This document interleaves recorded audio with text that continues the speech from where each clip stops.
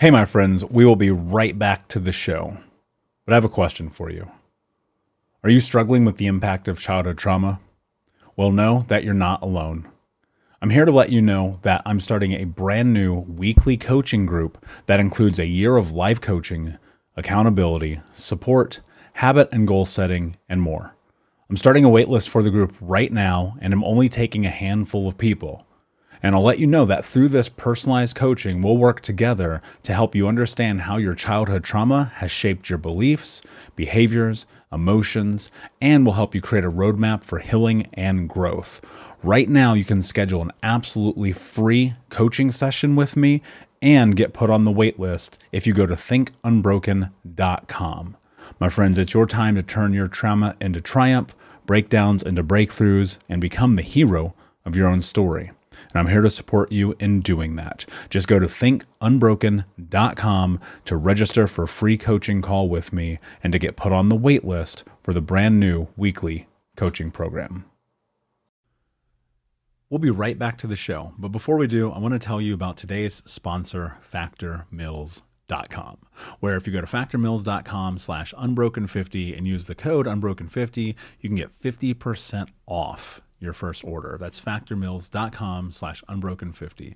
If you're like me and you are a person who is busy trying to create a life, heal, work on their health, wealth, and relationships, and not to mention deal with the day-to-days of normal life, you do not have time to be going to the grocery store and trying to figure out what you're going to cook every single day of the week. In fact, one time I did the math and I realized I was spending over 15 hours a week at the grocery store and cooking.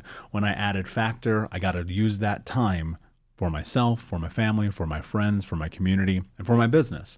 And so if you're in the place where you need some more support in the kitchen, head to factormeals.com/unbroken50 and use the code unbroken50 to get 50% off. Hey, my friends, we will be right back to the show. But I have a question for you. Are you struggling with the impact of childhood trauma? Well, know that you're not alone. I'm here to let you know that I'm starting a brand new weekly coaching group that includes a year of life coaching, accountability, support, habit and goal setting, and more. I'm starting a waitlist for the group right now, and I'm only taking a handful of people. And I'll let you know that through this personalized coaching, we'll work together to help you understand how your childhood trauma has shaped your beliefs, behaviors, emotions, and will help you create a roadmap for healing and growth.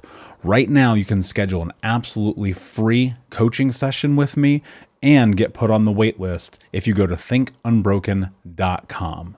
My friends, it's your time to turn your trauma into triumph, breakdowns into breakthroughs, and become the hero of your own story. And I'm here to support you in doing that. Just go to thinkunbroken.com to register for a free coaching call with me and to get put on the wait list for the brand new weekly coaching program. Hey, my friends, we will be right back to the show. But I have a question for you. Are you struggling with the impact of childhood trauma? Well, know that you're not alone. I'm here to let you know that I'm starting a brand new weekly coaching group that includes a year of life coaching, accountability, support, habit and goal setting, and more. I'm starting a waitlist for the group right now, and I'm only taking a handful of people. And I'll let you know that through this personalized coaching, we'll work together to help you understand how your childhood trauma has shaped your beliefs, behaviors, emotions, and will help you create a roadmap for healing and growth. Right now, you can schedule an absolutely free coaching session with me and get put on the wait list if you go to thinkunbroken.com. My friends, it's your time to turn your trauma into triumph, breakdowns into breakthroughs, and become the hero of your own story. And I'm here to support you in doing that. Just go to thinkunbroken.com to register for a free coaching call with me and to get put on the wait list for the brand new weekly coaching program. Hey, what's up, Unbroken Nation? I hope that you're doing well wherever you are in the world today. I'm very excited to be back with you with another episode with my guest, Lisa Dahl, who is an intuitive eating and body image health coach. Lisa, my friend, how are you? What is happening in your world today? I am awesome. And I am in the Northeast. We are in a heat wave and I love the heat. So it is, I wait all year for these days. So I am a I happy camper. I get that. That's exactly why I went and lived in the South America, and I've lived in the South Pacific, and it's like the hotter I can be, the better. But some people don't like it. So Yep. let's not trigger everybody before we get started. And instead, I'm really excited for this conversation. I think it's a really important conversation, especially in mental health, to talk about body image, to talk about the way that we eat. And it is a conversation that people have had before, but I think you and I are going to go way deeper today. So I'm very much looking forward to it. For those who do not know you, tell us a little bit about yourself, your background, and how you got to where you are today. So my background started when I was in elementary school. And I remember being in third grade and I was in gym class, Mr. Lazarus. And he pulled me aside and he said, I think you need to go to special gym. You're having trouble walking on the balance beam. And what that did was that it started to set me up of being picked last for every team sport, every school activity. And it was meant with love and kindness, trying to quote unquote help me. It took me into a different place and I avoided sports for years and anything physical because I just felt so inadequate. Mm. Then it was compounded when I was in high school. I was a freshman and we were being weighed and measured by the school nurse and all the kids were lined up and we were told a week ahead of time. So I kept thinking about it and thinking about it, skipping breakfast, hoping that, my skipped breakfast would give me a better number on the scale and looking at the sea of girls who all appeared to be in smaller, thinner, better bodies. And from there, I was introduced not by my parents, but my own thought process and started my long 40 plus year diet history. I was on Weight Watchers on and off for most of my life, always being uncomfortable in my skin unless I was at the low part of my diet cycle. And I have loved food. I am a former caterer, so I was great at preparing food and offering it as a place of connection and community with a lot of food rules. I lived with the good food, the bad food, and I always thought it was normal. It never seemed that it was quote unquote unhealthy because everyone around me was doing all of these same things. And when I left catering 6.5 years ago, I was going to be the weight loss coach because I knew so much about nutrition from my dieting days and I could restrict and deprive better than most people I knew. I was able to do the diet longer than most people. And I took great pride in that. Like that was something like that was an accomplishment. And what I discovered as I started to work with my clients and sit across from them, and it was, share your progress day. And I could just feel their stress. And it made me start to really look in and notice my stress and the guilt and the shame. And when I was, loving my number, I would be weighing myself multiple times a day. And when I didn't, it was the fear of getting on the scale and the punishment of, today's going to be a better day. So I started to naturally take weight loss off of the table. And then I came across a book called Health at Every Size. Because of my love of learning and reading and knowing what else is out there, I discovered this book and it turned everything that I knew to be true upside down. That there is no truth in a thinner body being a better body. There is no truth in having a thinner body to have a healthier body. And all of that stuff just blew me away. And what I discovered, all of these things that I was practicing and supporting were actually disordered eating patterns. And then from there, I discovered the community of intuitive eating. And at that point, I knew ethically and morally that I could never support another woman because that is primarily who I work with. But I could never support another person to go on another diet. And it really gave me a path to healing my life personally, and it changed everything professionally with it. And now I am 100% weight inclusive, and I am known as the anti diet coach. Yeah, I love that. And as you were saying that, I wrote a note here. It says food is food.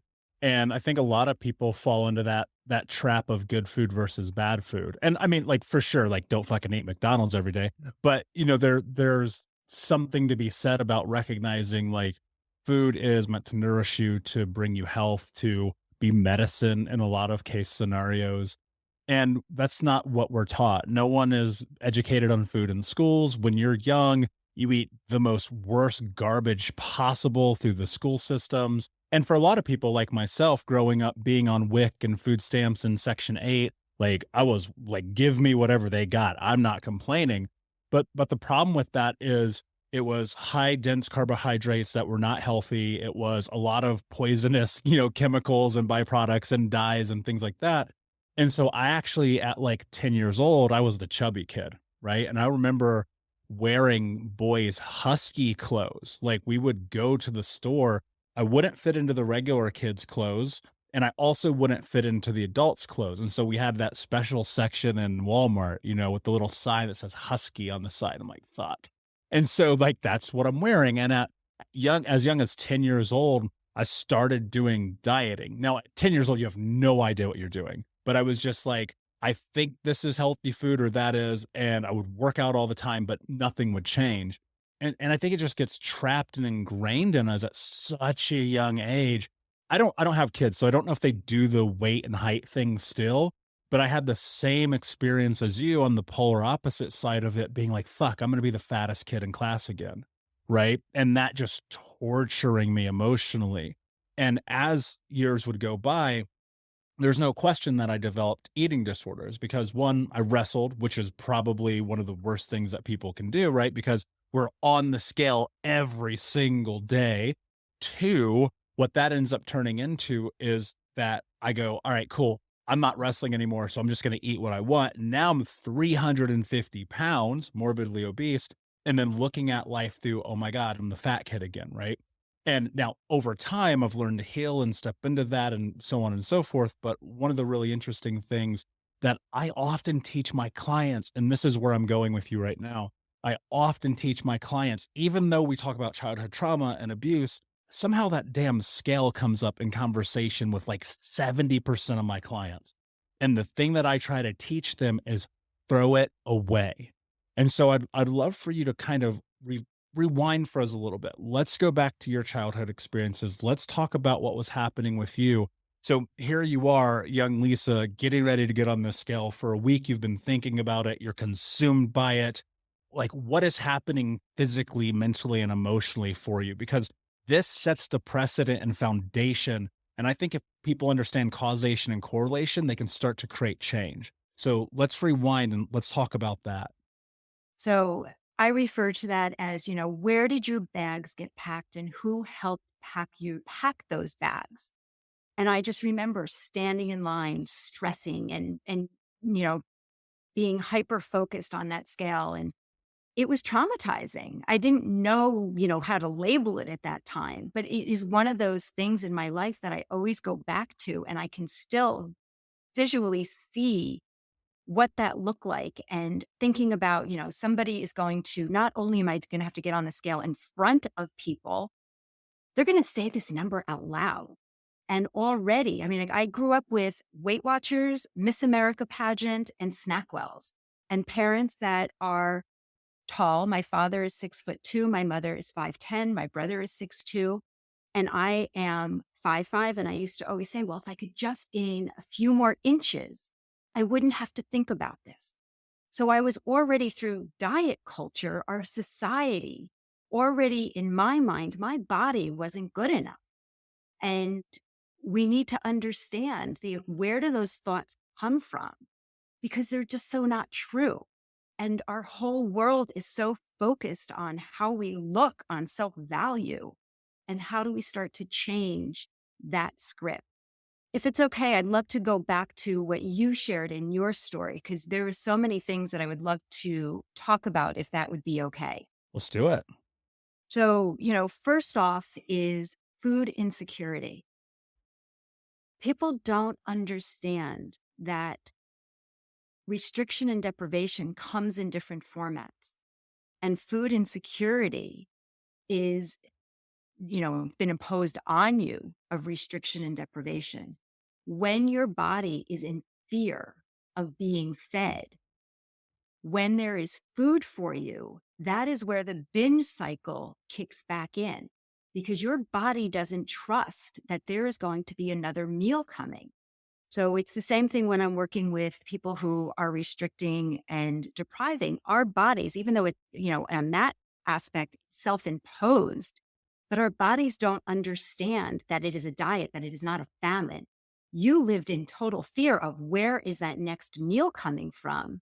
It didn't matter about the quality of food. Whatever was in front of you was what you were going to eat. Then you further went into the wrestling world, which is the live and die by the scale. So you were self-imposed in restriction, deprivation, gotta hit that weight so that I can compete. Then when the season is over or in between matches, then you set yourself up for a binge cycle because once again, your body didn't trust you that there was going to be another meal coming. That is part of the bags that you got packed for you as part of your environment and the choices that you made. But we don't really think about that until we notice the ramifications so much later. Then we go into the world of husky. How do we shift the word husky to just be another adjective? Where in our world, we say, well, thin is good and fat is bad. And all of a sudden we have that judgment. How do we also shift from, there's no question that there's different nourishment in food. Not going to argue with that at all. How do we get away though from the moral value that we put on food, that food is neutral? Food does not have a moral value because when we label food good or bad, we automatically start to internalize, oh, I was so bad. I had this donut.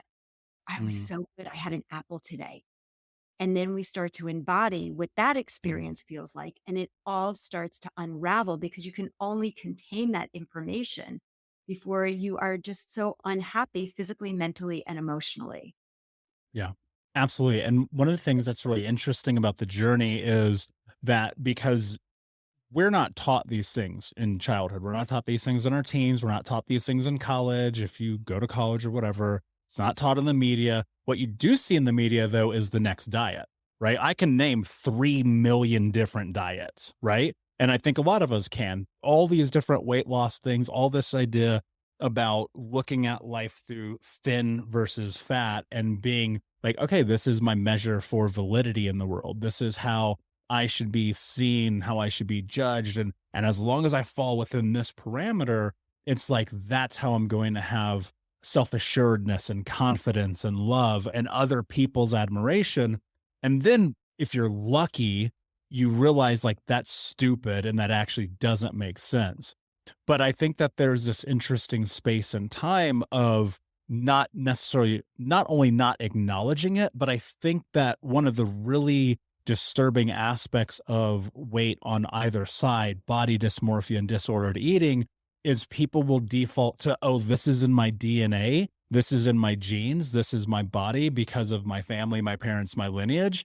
And I have found, and this is just for myself personally, that that's not true because like I look at my lifestyle at 350 versus today, and I'm like 220. I'm healthy. I work out. I eat good food, right? I don't consume a lot of the processed garbage. Now, a lot of that came through education, right? And thank God there are people like you who are educating us now.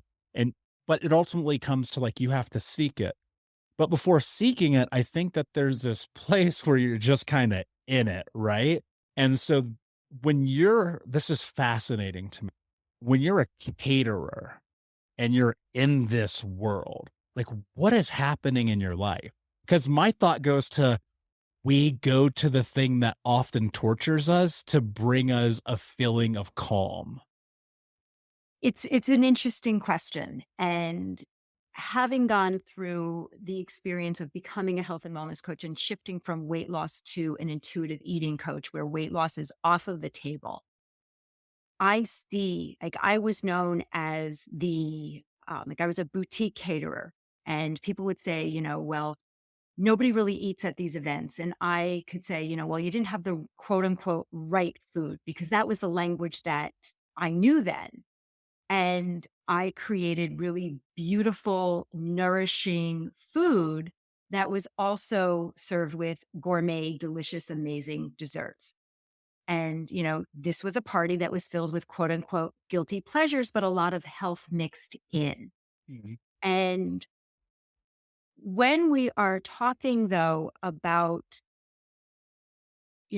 how we learn, the genetics and all of those things that you just talked about, they are part of your story. We cannot discredit that. So you have a man's shoe size of 10. You cannot change that. There are certain things about our genetics and our food insecurity and depression and anxiety and all of those things that we are part of and our family surroundings. We cannot change those things. What we can change are our daily actions and behaviors. So when I'm working with my clients, I take weight loss off of the table. I call weight loss the destination. We don't focus on the destination. We focus on the journey and the adventure, the actions and the behaviors that we can make choices about on a daily basis or in real time. So that if I have a client who is making choices that's starting to make her feel better and she's finding movement that she enjoys, if she then lands on the scale and says, "Oh no, like I didn't lose weight this week," then all of this thing was a waste. We take that destination off so that we focus on the present. How are you feeling in your body now? How are you connecting? Because you can feel good. You can be healthy. You can be confident in a healthy body at every size. So we take that stigma off of the table because like I came from, because I restricted and deprived so many years, my intuitive journey is that I have gained weight because I don't even know how, I mean, I do know, but I don't ever share calories or what that look like. If somebody is on a binge cycle and we all say emotional eating is this horrible thing, it's actually not a horrible thing. The binge is telling you that something is going on. Like, how do we unpack what's going on emotionally and mentally so that if you didn't have that skill to go to food to make you feel better, could you imagine how much harder whatever you're going through was hard enough and you didn't have any resources? So we work to create additional tools in the toolbox so that food is, you can have cookies because they might make you feel better. And how else can we build that toolbox so that you just don't have one thing to go to, so that you have a choice of, okay, this is what I'm experiencing. I've learned this can help me work through it or process it. Or here's a skill that I've learned to be able to sit with it and know that, as I feel the impact of whatever is hitting me. I've also learned with tools how to let that stress or that anxiety, boredom, loneliness, whatever it is that you are experiencing, how do we begin to understand that that too will pass? And we have other tools other than the cookie box, that it is not, no, you can't have them. It is how to, if they're not working, how do we find something else that, or other tools to support you? Yeah, and it's amazing to me, like, in the pause, like, pause, like, in the pause of those moments between, like, I look at it like being on the edge of a cliff, right? I'm like, "All right, this thing that I really want, I'm gonna have to dive off this cliff to get because I know that there's, like, a potential ramification on the other side."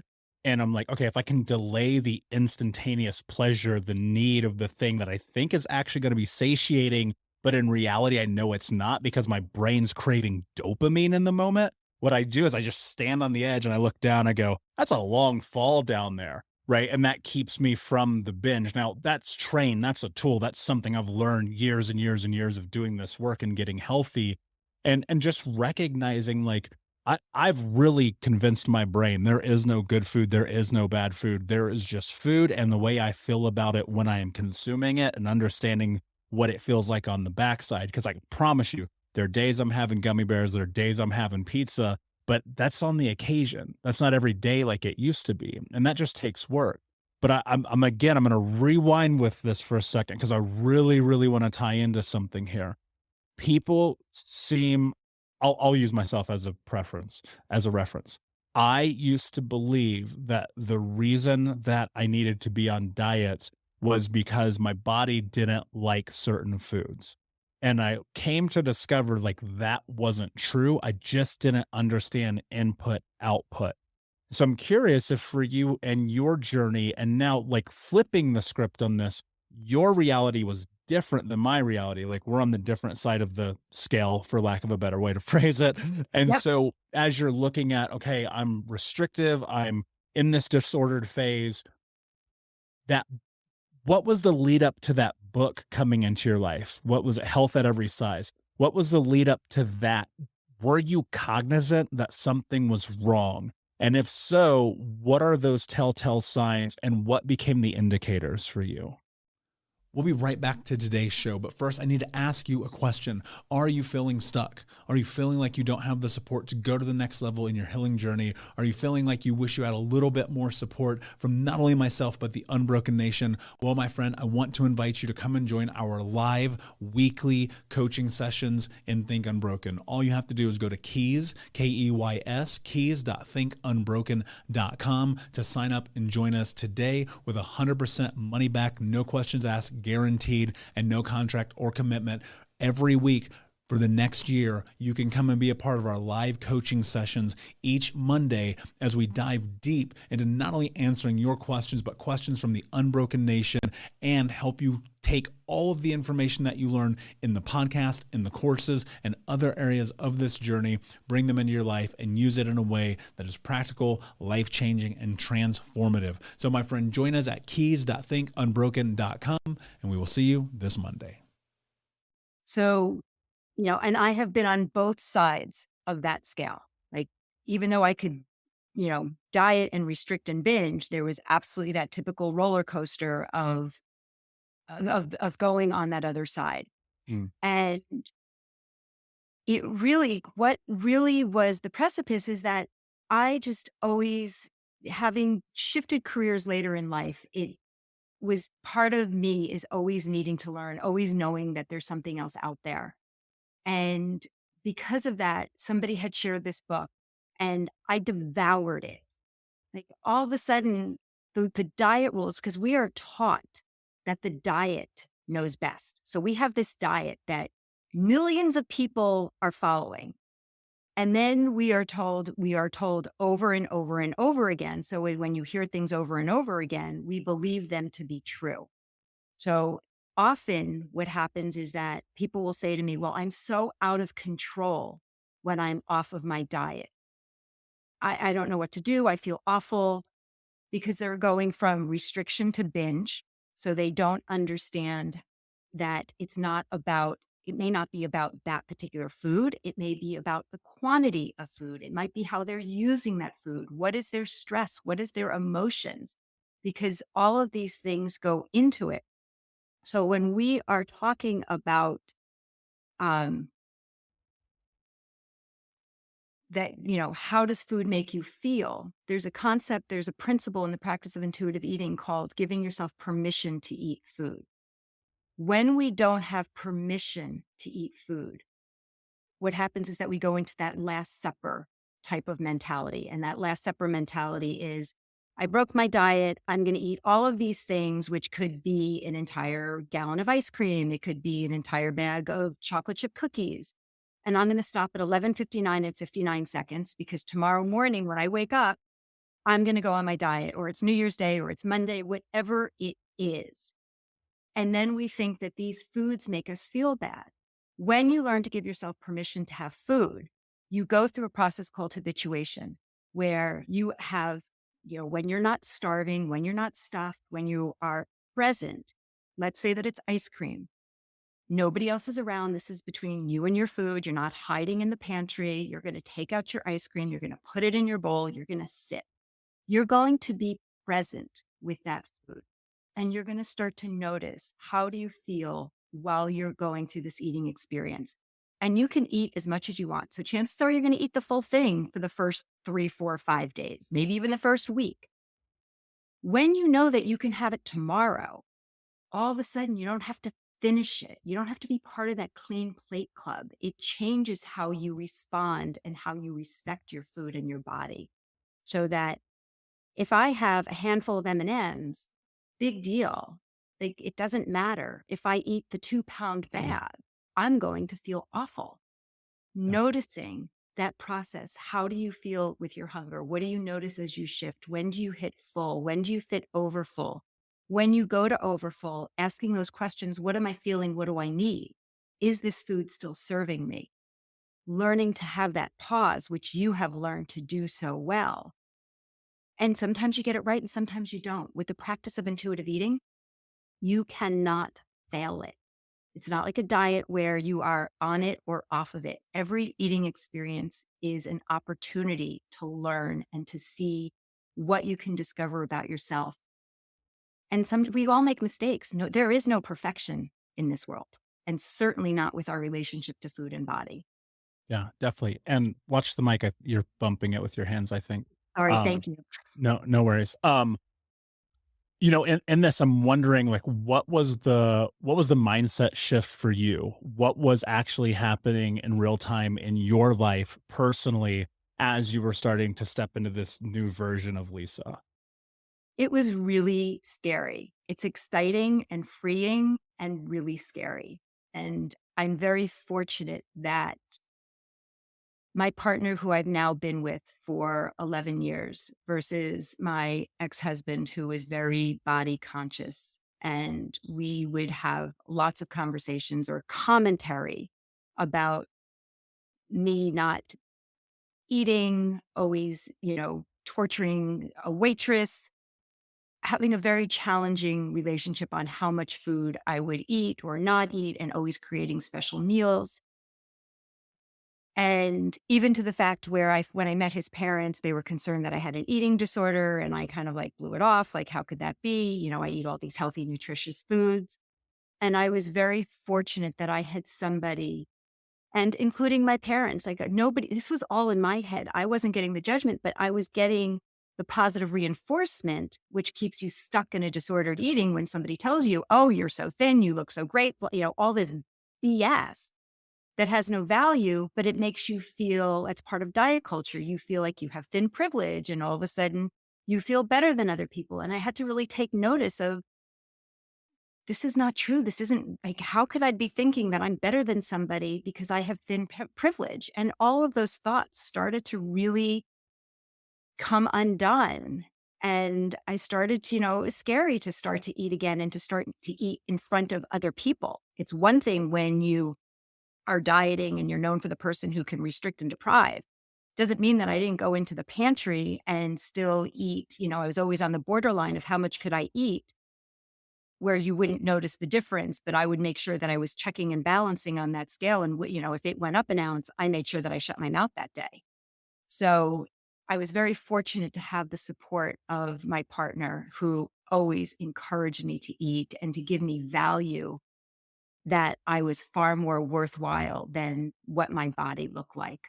And part of my challenge growing up is that I have a brother who is extraordinarily intellectual, competitive. And he was known, he is a world-class doctor, and it all got wound up in, if I couldn't be this, if I couldn't have that same level of intellectual abilities, then at least I could do this really well. And it all started to unravel. And my partner is an MIT PhD guy. I mean, he's brilliant. And to be seen as somebody who has a brain and a body, and that it is a full person package, and it is not about what I look like or the size of my thighs. And all those things that I thought were so important started to unravel. It's powerful. And I think that a big part of that is like recognizing support systems, right? I wrote a note here. It says positive reinforcement can often lead to negative consequences. And I think like a lot of that just comes down to know thyself and being able to understand what you're getting from that information that's coming in, and to really kind of separate yourself from it. And I think a big part of it for me has been able to sit and acknowledge and look at it and go, okay, is that true? Does that actually change my life? What is happening here? And really this is where this idea about being intuitive comes into. Like I think about it literally, I call it like know thyself eating, because like I know myself, and if I want to, I will consume everything and face the consequence of it just for the mouth pleasure. And so since I know that about myself, I go, okay, hold on, wait a second, dude. So as we get onto the other side of this, now you're in this process, there's always healing, right? For me, a lot of it came in therapy, a lot of it came in reading, a lot of it came in at one point becoming a certified personal trainer, a nutritionist. And that was really about understanding because I had no idea. Because again, nobody fucking teaches us. And so that was for me about education first. So on the other side of this, now looking at the way you serve, the way that you help, if I'm listening and I'm not clear at this point, like what intuitive eating means, and I have these really negative experiences with my body, and that could be on the thin side or the muscular side or the heavy side, it doesn't really matter, but somehow people will give me positive reinforcement, but it just makes me feel more negative or continue to step into those behaviors. I want to change. Like, I know that what I'm doing to myself probably isn't the best. Where do I start? So I refer to it as my body, peace, and food freedom methodology, which takes into account the practice of intuitive eating, mindful eating, the perspective of health at every size, non-judgmental self-awareness, and self-compassion. And one of the things that people are always referring to is, like if they're talking about somebody who's in a larger body and they'll say, well, they have no self-esteem. And yes, self esteem has value. I'm more concerned about their ability to offer themselves self compassion. Self compassion is there every day. Self esteem, you're either on the high end or the low end. So if you are struggling with your relationship to food and body, if you are seeing somebody who has a smaller body than you, your self esteem is on the floor and you need to be scraped off with a spatula. If you see somebody who's in a larger body, all of a sudden your self esteem is great and you feel better about yourself. When we look at self compassion, it shifts everything that it's not a weakness to offer yourself kindness. How do you talk to yourself? And knowing that everybody struggles, that's part of common humanity. So it's really important to distinguish between the two. When I start working with a client, we go through the principles of intuitive eating. And it is talking about recognizing where the diet culture, where your thoughts about dieting came in, learning to connect your mind, your body with your food, learning to honor your hunger. As dieters, we want to ignore our hunger as long as we can. Think about it as learning your body. If you have to pee, you will go to every, you full of that full sensation in your bladder and you have to pee and you will go to every end that you can to make sure that you have a proper place to relieve yourself. How do we start to notice and recognize our hunger in our bodies? Because what happens often when you're a dieter, you ignore your hunger. And then at the end of the day, you're starving and you say you have no self-control. What happens is that when you learn to honor your hunger and feel it and connect with your fullness, it starts to regulate itself naturally. And that was one of the biggest things that I learned to do, is that I was no longer counting calories, balancing macros, looking at the box on how much I was allowed to eat. Learning to give myself permission to eat food, the Last Supper started to really diminish. Feeling your fullness, coping with your emotions with kindness, respecting your body. Like you said, here I am. I know it's going to taste good in my mouth. How do I want to feel? And you have learned to respect your body, that you want to feel this way versus that way. Movement that you enjoy versus shrinking your body. So I was a militant exerciser. There was no room for negotiation. I would work out at 5 a.m, even if I was going hiking. Fast forward to today, my weekends are filled with hiking with my partner and my dog. I run a couple of times a week because it makes me feel good. I spend a couple of days doing strength training. If I wake up and my hip hurts, I will shift. I do things that make me feel good because each different thing gives me a different release of what I need to manage my stress, anxiety, and all of those things. I haven't weighed myself in several years. I have no intention. I focus on the joy. Nutrition comes last because as dieters, it's easy to get back into that, oh, I can only eat this. I can't eat gluten. Like all of a sudden the rules can come back in. Satisfaction is the hub of intuitive eating. It takes all these other principles and it is the core principle. And satisfaction is not just about the food. It is about how you are emotionally, mentally, physically, what is happening in your world. You could go into the best restaurant in the world, but if you're having a fight with your partner, your spouse, your mother, your father, you don't even know what you're tasting. There's no satisfaction. Understanding where you are with your emotions. If you go in and you're starving and you haven't eaten all day, you don't even taste the food. Your body is screaming. You just want to eat it. Understanding what brings satisfaction to you. And what brings satisfaction to me is going to be different than what brings satisfaction to you. Yeah, absolutely. One of the things I'm curious about in this is you used a couple words that I really, really love that I apply to my own life. One being respect, one and number two being honor. And you said honor your hunger. And I thought to myself, well, also honor your hunger, or in the moments of overeating, honor the truth of the moment that you're in.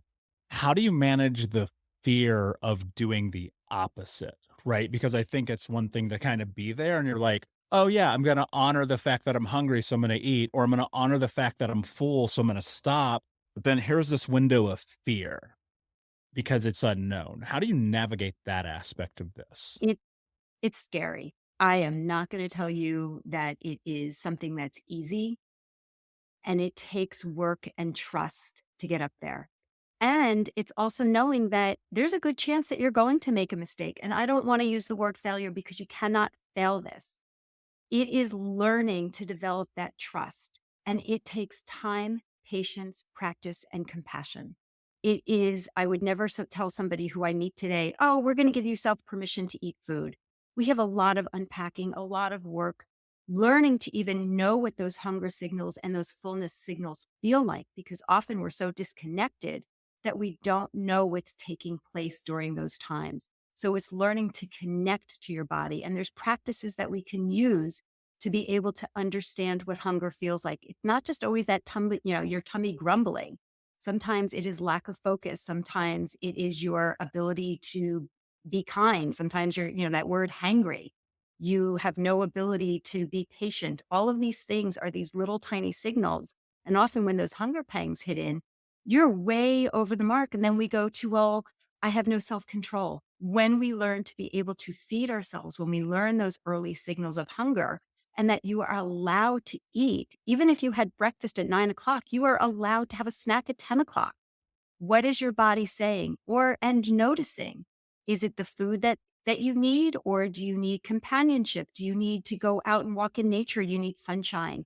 Learning to understand what it is that you're feeling physically, mentally, and emotionally is when you can start to really give yourself permission to eat, and know that you will eat to overfull, because that's how we learn.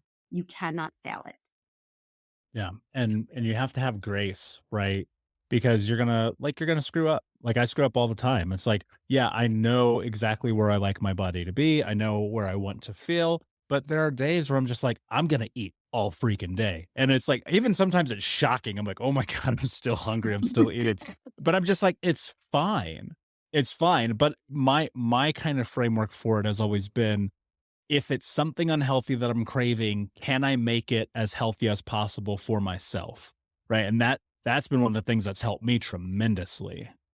It's that, and asking yourself, will it satisfy you? Because often, we will make these snacks. So, I lived on rice cakes and peanut butter and jelly, and, more often just jelly because the peanut butter was too many calories. So if it doesn't satisfy you, is your pattern to go from thing to thing to thing to finally get to that thing that will satisfy you? So I am, there's absolutely, freedom to decide, is there, something that's going to make you feel better based on whatever is happening?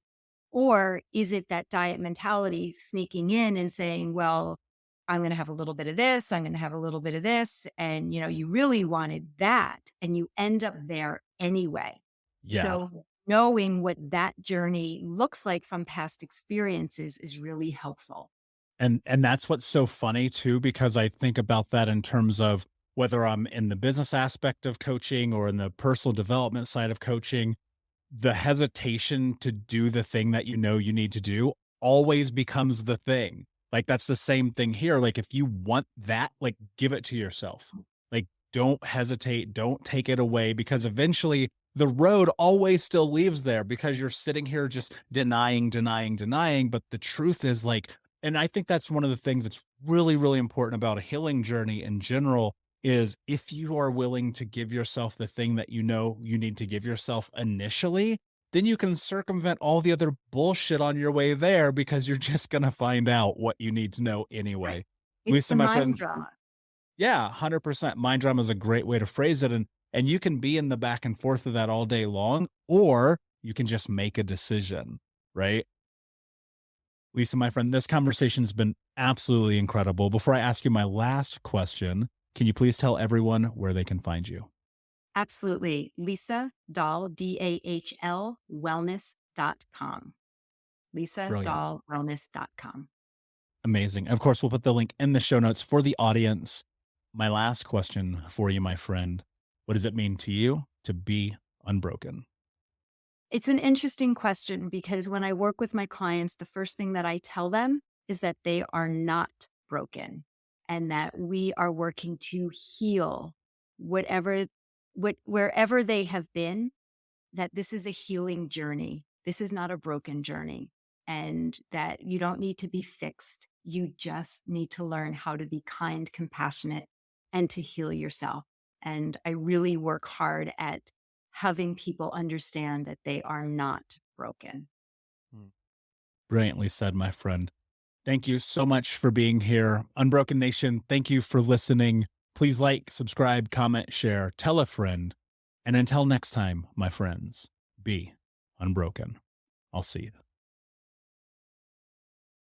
Hey, Unbroken Nation, we'll be right back to the show, but I wanted to let you know that you can grab a copy of my first book, Think Unbroken, Understanding and Overcoming Childhood Trauma, for free. If you go to book.thinkunbroken.com, you can download the PDF ebook version of the book and get everything that I know about the baseline of healing trauma for free, downloaded to your email right now. Just go to book.thinkunbroken.com to download your copy of Think Unbroken, Understanding and Overcoming Childhood Trauma for a PDF for your phone. Again, that is book.thinkunbroken.com. Thank you so much for listening to Think Unbroken.